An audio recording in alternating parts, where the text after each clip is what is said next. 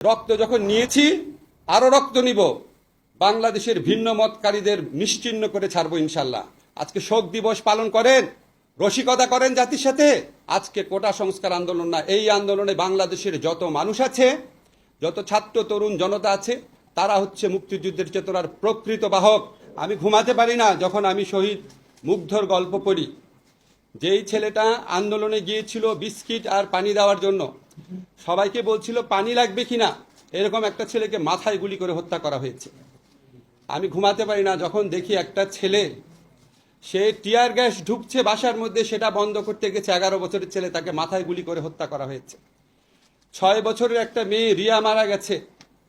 4 বছরের একটা শিশু বারান্দায় মারা গেছে। বারান্দায়, ছাদে, ঘরের ভিতরে শিশু কিশোরদের হত্যা করা হয়েছে।